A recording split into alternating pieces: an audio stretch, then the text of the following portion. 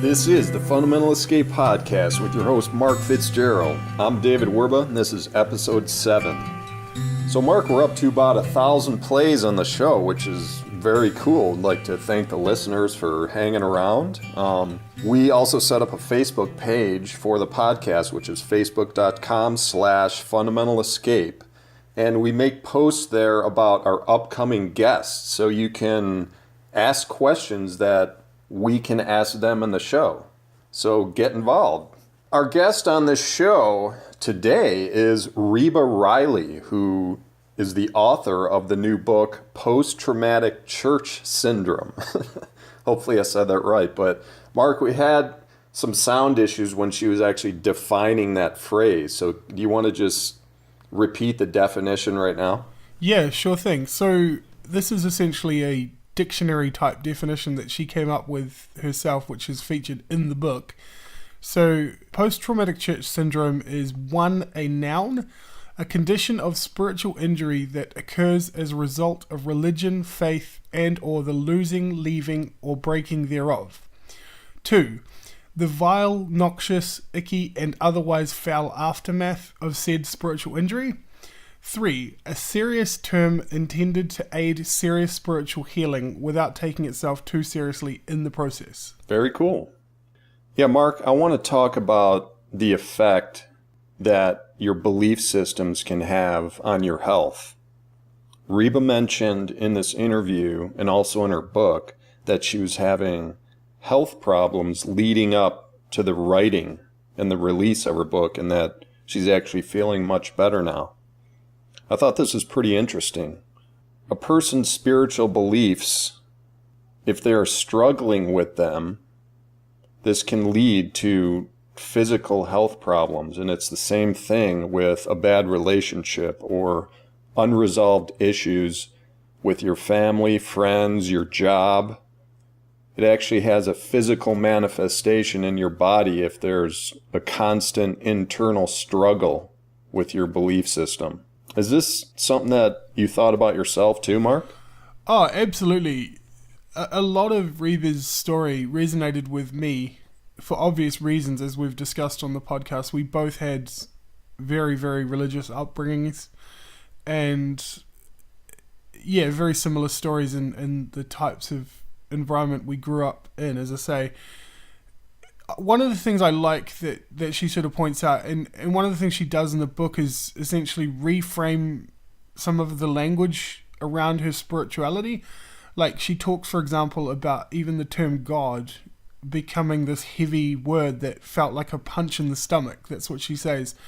And so she comes up with this term, which is essentially a combination of the word God and universe, because she says, God felt too heavy, but universe felt too ethereal and too disconnected. And so she uses the phrase Godiverse, which is a phrase I've actually adopted myself and find genuinely quite helpful because, yeah, sometimes the language that we get handed does become problematic. So, yeah, totally, Mark. I love portmanteaus like Godiverse, but let's save a little for the interview. So here's the podcast with Reba Riley. Yeah, hey everyone, thank you for listening to the Fundamental Escape podcast. I have a really special guest today who is an author and also the first female on the podcast, which I'm really excited about. Her name is Reba Riley. Do you want to say hi there, Reba? Hey everybody, I'm so glad to be here. Hi, Mark. Awesome. So talking all the way across the world, which is really exciting. So just to kick off... Like magic. It is magic, yes. It's fantastic. So you have a book coming out, which is called Post-Traumatic Church Syndrome. And I thought I would start off just as a form of promotion, shameless promotion on your behalf, to read the excerpt from Elizabeth Gilbert, who you may have heard of, who wrote Eat, Pray, Love. She says, hilarious, courageous, provocative, profound. They may have heard of her, yes. Reba Riley brings the light for seekers of all paths, reminding us that every journey of transformation begins exactly where we are. If the Pray and Eat, Pray, Love had been a gutsy, wise, funny little sister who had never been to India, it would be post-traumatic church syndrome. So, given the fact that, as I say, in jest, obviously, Elizabeth Gilbert is very well known. How does that make you feel having an endorsement by someone like her? Oh my gosh. I think everyone out there can understand that it is a dream come true for an author to have. I almost joke it's the blessing of Queen Elizabeth because she is such a beautiful, beautiful person and has, written what I consider to be the most influential spiritual memoir of at least since 2000. And so, overall spiritual memoir. And so I'm so thrilled. And I got the opportunity to actually spend some time with her last week, and she was just as delightful in person as you would hope she is. Yeah, yeah. No, yeah, I've heard her. She actually did a podcast a while back with Rob Bell, who I'm a huge fan of, and that was a really insightful discussion too. So, yeah. So I guess jumping right into things, a bit of I sort of, with my guests on the podcast, I try in some way to make a bit of a connecting point. And obviously, yeah, it was last week I got to talk to Brian McLaren, and that's where I came across you. He mentioned your book and, recommended it. And yeah, he was someone for me that had been a real influence and a real help in a very dark time in my life. I actually went into a bit more detail with him. I'm not going to go over it again, but long story short, I was heavily involved in church all my life. I grew up in the church. I only listened to Christian music. I went to a Christian school, all that kind of stuff. It was just my complete environment that I inhabited. And I ended up in my sort of early 20s getting involved with street evangelism. And I was very zealous and I was very passionate about that. After 5 years of doing that, I hit extreme burnout and essentially had a psychological breakdown, basically, which was not pretty at all. And that was pretty much ground zero for me in regards to my faith and where I was. And yeah, so I know in your book, from what I've read, I'm only just starting it, obviously, but you talk a little bit about chronic illness and things like that and some of the struggles that you had. And, it does, I guess, relate to what Elizabeth Gilbert said as well about, the journey starting where you are. So just to talk a little bit about that, I'd be quite interested, leading into discussion on the book, to your take on, to those who haven't experienced church life as we have.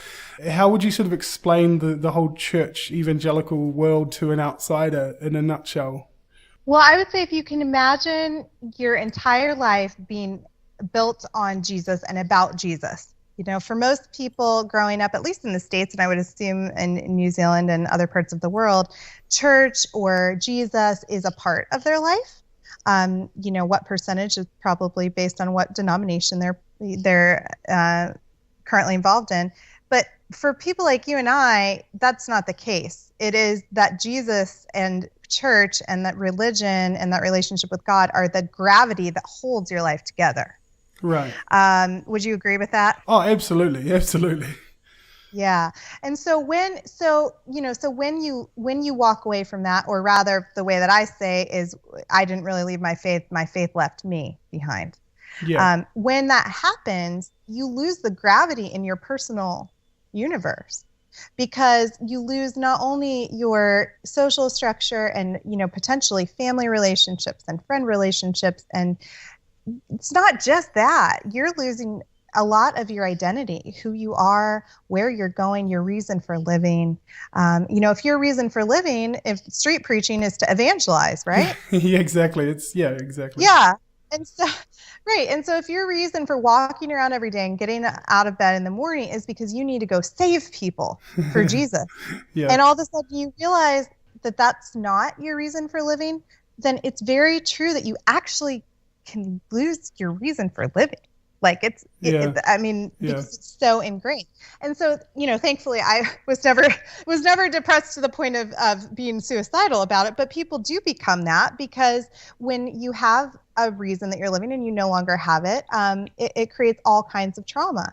And so when I talk about post-traumatic church syndrome, for me, trauma was after the leaving.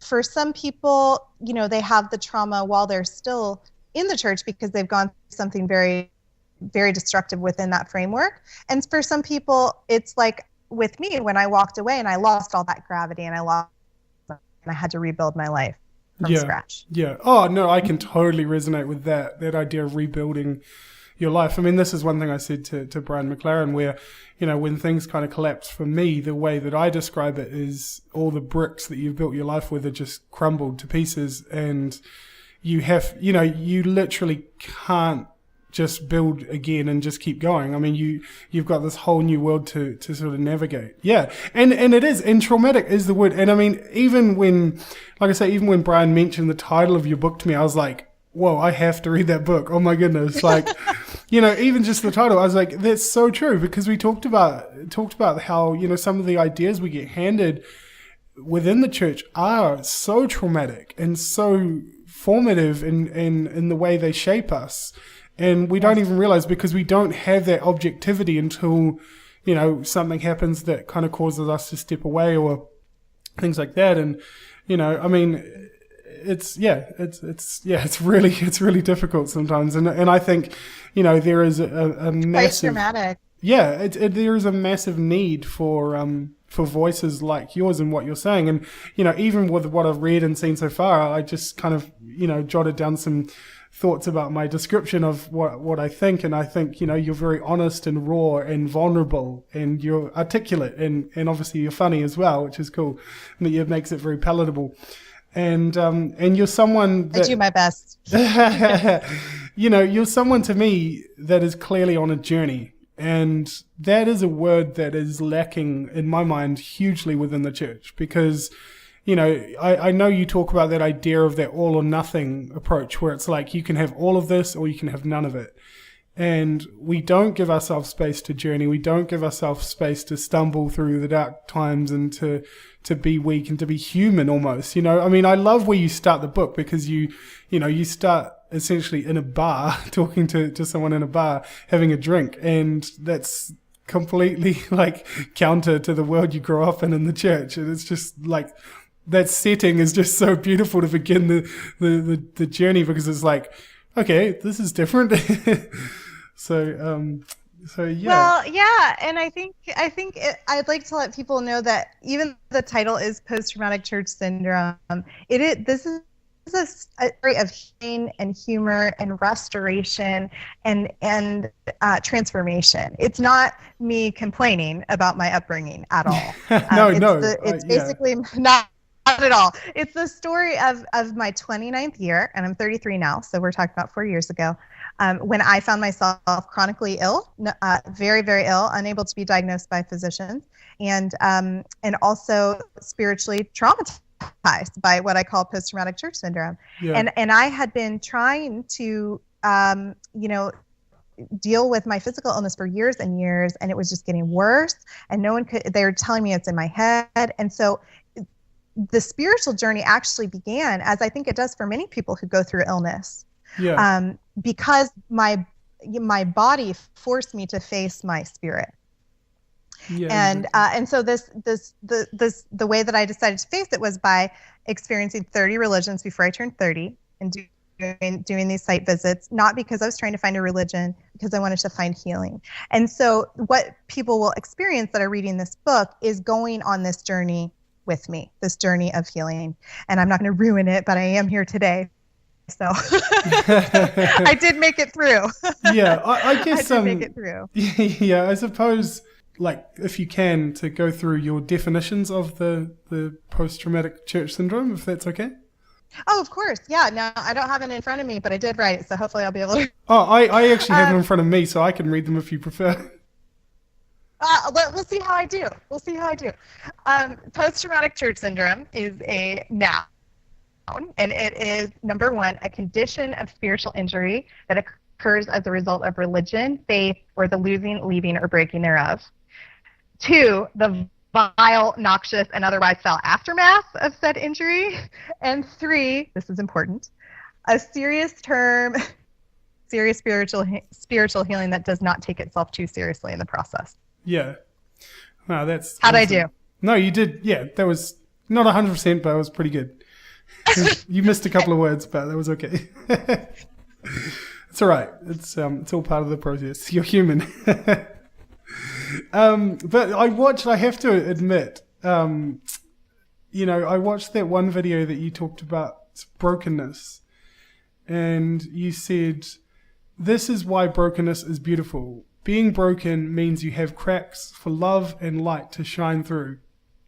And honestly, that actually brought me to tears when I watched that video. I was like, wow, that really stuck in my heart. I was like, far out, that was quite profound the way you worded that. Well, I gotta be honest, most of this book was written 8 times. I mean, it was not beautiful to begin with, but particular part and 2 other parts of the book came out exactly that they're written in the end. So I almost feel like they were, inspired in some way. And to talk about the reason broken is beautiful, at the end of this book, at least not before the epilogue, I'm still sick in my body. And so even though I've undergone this spiritual transformation, I'm saying like, this is a real victory, because it doesn't necessarily look like it. It doesn't necessarily feel like it, because you're still broken in some way. But that brokenness is so beautiful, because that's what allows the love and light into your life. Yeah. Those gaps that are created. And, the theology that I grew up with prescribed that God did that to you so that you could have the love and light. And that's no longer what I believe. What I believe is that God, or the Godiverse, as I call it in the book, which is God plus the universe, that the Godiverse, what it does is it makes something beautiful out of the hurt and pain that we experience in this life. Yeah. Not doing it to you so that you can have something beautiful, if that makes sense. Yeah. In that video, you talked about the term Godiverse. Yeah. Well, yeah. Could we talk about that for a second? Yeah, absolutely. So for me, God, and I think for a lot of people, is a very loaded word, along with a lot of other words that come along with our religious upbringings or, our religion. And for me, in order to be able to get to God, which I would just say is, something bigger than yourself, the divine, whatever you want to call it, I had to replace that word. I had to actually get rid of the word God to be able to find God. And the word Godiverse was sort of this compromise I made with myself that was bigger than the God I grew up with, but it was smaller than that sort of, new agey idea of just the universe, because that seemed very impersonal to me. And so the Godiverse was sort of my way of building some scaffolding around the word God in order to be able to pursue something bigger than myself. Yeah, no, I like that. That's good. There was actually something, because you talk about the idea of the word God feeling like a punch in the stomach. And it actually reminded me, I actually heard Brian McLaren talking about a similar idea where he says there are so many people who are clinging to their religion, but their religion is punching them in the stomach. And it's so true. Did Brian say that? Yep. 100%. I love Brian, by the way. Oh, he's fantastic. He's wonderful. We had a fantastic conversation. It was amazing. So, yeah. Okay. So some kind of specific questions about the term post-traumatic church syndrome. So we've obviously defined it. Are there ways of identifying it? Like, what would you say are some of the symptoms that we can recognize? I think that the symptoms are as varied as the people that are experiencing them. Because this is not a tip. Oh, goodness. Sorry. I do have a dog. He's in the book. His name is Oxley. And he's currently going to start barking at the German Shepherd across the street. But you will meet Oxley if you read the book. I feel that the symptoms are varied because people are varied. And so how you're going to respond, whether it's with grief or anger or hurt or depression, those negative feelings, I think, are something that we probably all will have in common from having gone through these difficult experiences.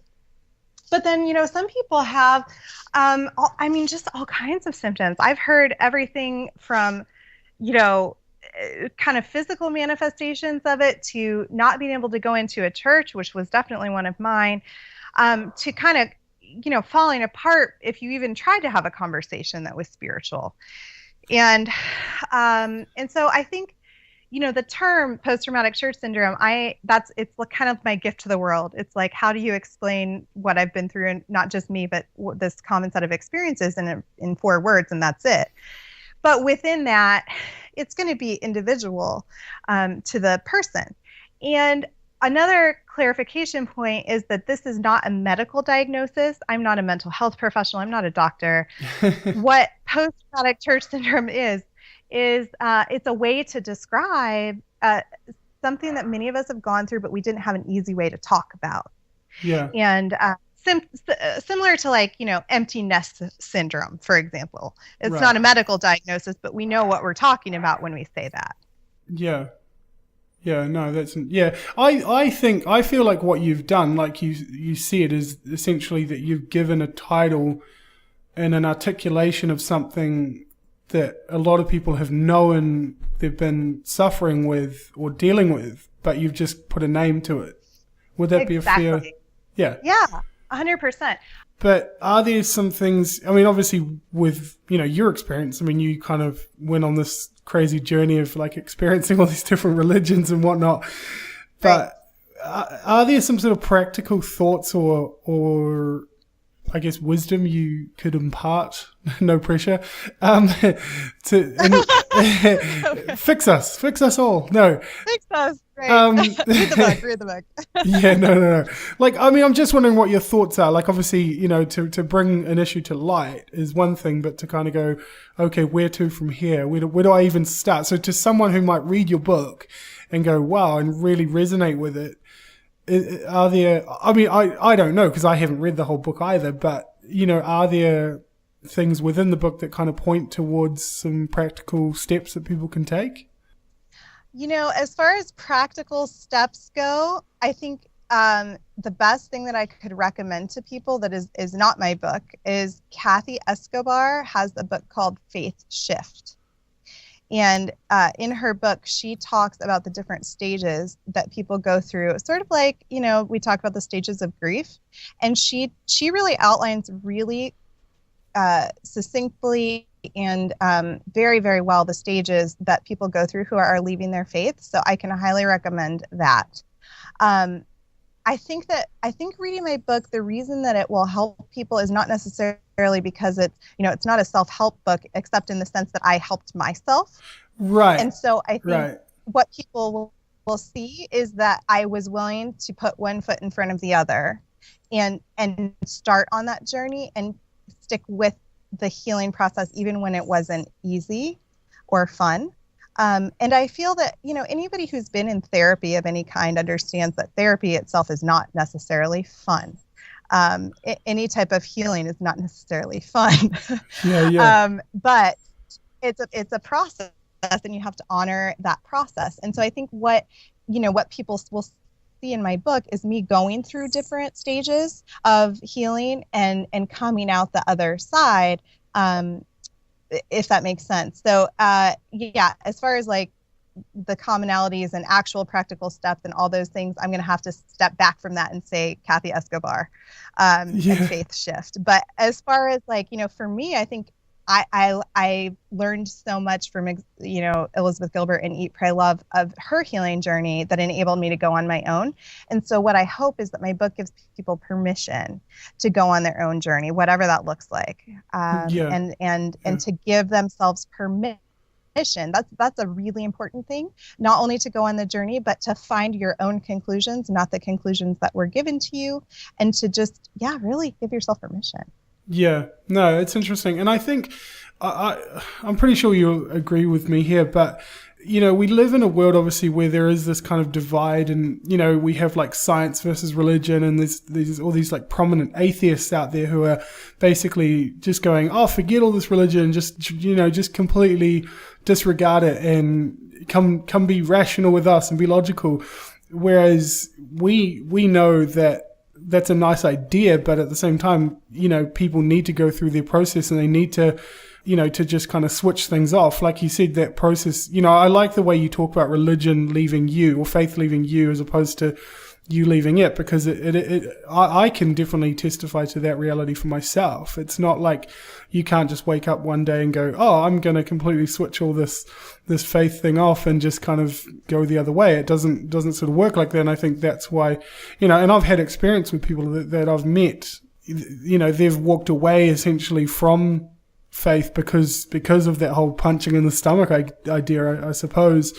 And they've kind of gone, I can't do this anymore. But at the same time, they still want to have, it's strange. I'm kind of losing track here, but they still want to have spirituality and faith as part of their life. But I guess it reminds me back to what you said about that whole idea of that all or nothing, where people go, I don't want that religion. I don't want that all or nothing. I want the space to journey. And I think that's what you're doing. I think that's what this book, at least it seems to me, is setting out to do. Yes, absolutely. And giving yourself permission to go on that journey, and even, giving yourself permission to read the book and go on the journey with me in some cases is going to be a leap for people, because they might feel guilty about reading about other religions or, something that is sort of outside of what they've been taught. Yeah. But I think, that the healing journey is just that. It's a journey. And I want to encourage people out there that I think we forget that it's everyday courage. We think that courage a lot of times is somebody running into a burning building or a soldier, and those are courageous people and doing courageous acts. But when you're broken, and when you are grieving, and when you have lost your faith, and you are willing to take a step in the direction of healing, that takes courage. And it is more courageous than people even realize. And I, when I was going through that journey, Mark, I didn't realize I was courageous at the time. Not at all. It's only looking back. Only looking back that I say, oh my gosh. Yeah. How, I had so much courage to do that. And so I just want to encourage people in their courage, and that they can do it, and that it doesn't have to be, it's not all or nothing. It's a process. You move forward, you take 2 steps back. You see me do that a lot in the book. I'll feel like I'm getting somewhere, and then I'll get knocked over by something, and then, and then you move forward. But that's life. It's not a straight line. Yeah, well, one of the things I wanted to bring up as well was the whole thing of honesty. And I just value, even in what I've read so far, the honesty that you bring to the table. And it was something I brought up with Brian McLaren, where, I'm starting to become more vocal in regards to, sharing my story and my experience with mental health issues, and it's not easy. And he said to me, he actually encouraged me, and he said, you being open about it is helping other people. And I was like, oh, I hope it is. And he goes, I know you are. I know it is. And I was like, okay. Like, that was really cool. I mean, it's really cool to have encouragement from anyone, but to be encouraged, I guess, by someone that you respect is 10 times as good. Yeah, absolutely. He's wonderful. Yeah. So it was, and it is, one of the things I was going to talk about was this idea that what passes for love and for spirituality sometimes is like what we call loving Jesus, sometimes in reality is actually hating ourselves, if that makes sense. Do you know what I'm saying? Yeah, because, there's a lot of theology around, I don't get into theology much in the book or generally, because it's not my strength, but at least what I was taught was a lot of, I'm a worm on the bottom of God's sneaker that deserves to be squished, and Jesus totally saved me from being squished, and so that can be very, very harmful to, like you just said, it's like hating yourself. I'm this sinner and I'm never good enough. And Ben Corey, formerly Fundy, and Matthew Paul Turner and I just talked the other day about how our upbringing brought us to a lot of self-doubt perpetually, because we could never be good enough. You're never good enough. And my new understanding of God is that God sees you the exact same way that a parent sees their little baby, who's just been born, perfect and innocent and beautiful and a miracle, not as a sinner, as a worm on the bottom of God's sneaker. So I think that really, that really did a lot to be able to set me free, so that loving Jesus, which I do now, and but I had to find that as, I love Jesus's teachings and I do my best to follow his way. But that didn't mean having to hate myself. It means that in seeing the fullness of Christ and his love for people, which is what we always saw, that is freeing, not self-hating. Yeah. And that's what I appreciate about, I listened to the audiobook of Eat, Pray, Love years ago, and I love that, even the whole idea of a memoir as opposed to, like you said, a deep theological book is just, it's more real, and it's a story of somebody's journey, and there's empathy and you can connect with it, and there's do you know what I'm saying? Yes. It's just more grounded, and that to me has far more value. Like, I'm a person, I've read my fair share of theology books in the past, but I would much rather sit down and read a book like yours or Eat, Pray, Love, or someone who's actually telling a story that's connected and has meaning. There was another thing I was going to talk about, or ask you to talk about, was the Divine Disco Ball. Oh yes, the Divine Disco Ball. People can watch that video on YouTube. The Divine Disco Ball it's really funny because it's sort of emblematic of my journey, and when I speak, I actually give out these little disco ball necklaces. But the Divine Disco Ball that I talk about in the latter quarter of the book is this idea of where I used to see God as something very flat, like a mirror. It's like I was looking for God in in a piece of glass. And what I came to through my journey was that God is not like that. God is a lot more like a disco ball. And what I mean by that is that each one of us has a mirror, and we all have sort of like part of the story. We all have some truth that we bring to this life and some light. And it's those things, that little mirror, that is part of what is the reflection of God in this world. And so when you see that, if you can imagine that, like, I have a mirror and you have a mirror and everybody listening has a mirror and everybody in the world has a mirror, and all those things together, all that light and truth and love, that is a reflection of God. That's what God feels like. That's what God looks like. And what that frees you up to do, which is critical, is stepping back from judging the judgers who have judged you. Because, right, if love and forgiveness are going to start anywhere, they have to start with you. Or with me, If all we do is throw stones back, then we're no better, basically. Well, yeah, I mean, once you reach that point, you got to step back from judging the judgers.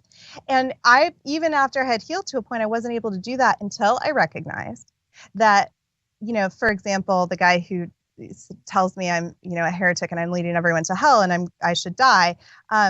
Even that person has their own mirror, and they are on the other side of the disco ball from me. I do not understand them. I do not have to like them. I don't even have to put up with them. But I can step back and say, you know what, this person does have light in them. They do have love in them in some way, even if I can't see it, probably for their mother or their sister, whatever. And that is the part of them that I can honor, if that makes sense. And so you're able to step back from it. And so that's what the Divine Disco Ball is. It's just really a very concrete way to understand my, I guess, theology or how I view the world now. And it's a way to understand that, like, I don't have to be wrong for you to be right, and you don't have to be wrong for me to be right. There is room for us all there. Yeah. No, I like that. I like what you do in many ways. I like that you reframe language and you bring out new metaphors and analogies, and it's quite profound, and it's so needed, because, like you say, some of these, even the word God for so many people is such a heavy thing. And I was just wondering, like, what are your thoughts on, say, people like outside the church who might read your book? Like, how do you think they will, or have you had any feedback already from people that were sort of didn't grow up in that world? Yeah, I think my book is far beyond people who just have dealt with post-traumatic church syndrome, or just people who are Christian or seeking or whatever. My book is really that whole crowd, the whole Eat, Pray, Love crowd, people who are on some sort of journey. It's for anyone who's been broken. Because just like you didn't have to be divorced to go on Elizabeth's journey with her, you don't have to have had my church trauma to go on this healing journey with me and for it to mean something for you. And so I believed that, when I put the book out into the world, or rather it's not quite out yet, but, about a couple thousand people have read the book at this point. And the feedback I'm getting from people who aren't spiritual or religious or who are of other faiths is that they are still really resonating with the journey because I went from broken to whole. And, of course, not 100%. You're never there. But it's yeah, I mean, I'm not like, yes, I have arrived and I am your guru. No, but from the state I was in, from brokenness to wholeness, that's a universal journey that speaks to everyone. And plus, people, they really enjoy like learning about all the religions because most people have not done what I did, and so they'll learn things about the different religions just through my ridiculous exploits, trying to keep up with everyone and trying to understand things I'd never seen before, and they will laugh because in order to deal with the heavy subject matter that I did, I had to laugh myself, and so therefore they will laugh. So Jen Lancaster, who is a memoirist in the States, 11-time New York Times bestseller, is not spiritual. She's not religious. And she said that even if you're not, you need to read this book. So, oh, nice. Yeah. So I would highly encourage anybody to pick it up and read it because they'll enjoy it. Yeah, no, fantastic. Well, look, Reba, thank you so much for your time. It's been amazing to chat to you. And I guess just to wrap up, where can people find your book, and where's the, obviously Amazon is pretty, easy place to find it, but what's the release date and things like that? So the release date in the States is August 18th, so 13 days from our time of recording. And it is available on Amazon. In the States, it's available everywhere books are sold. I frankly am not sure about its availability in New Zealand at the moment, but please ask your local bookseller. They can get it because it is from Simon & Schuster. Yes. There is a website called Fish Pond in New Zealand. You can get it. Fish Pond. Okay. Yeah, Fish Pond. Thank you. They can find me on Facebook at Reba Riley Author. They can find me on pathos.com at the Post-Traumatic Church Syndrome blog, and they can be directed to everything about my book at ptcsthebook.com. Awesome.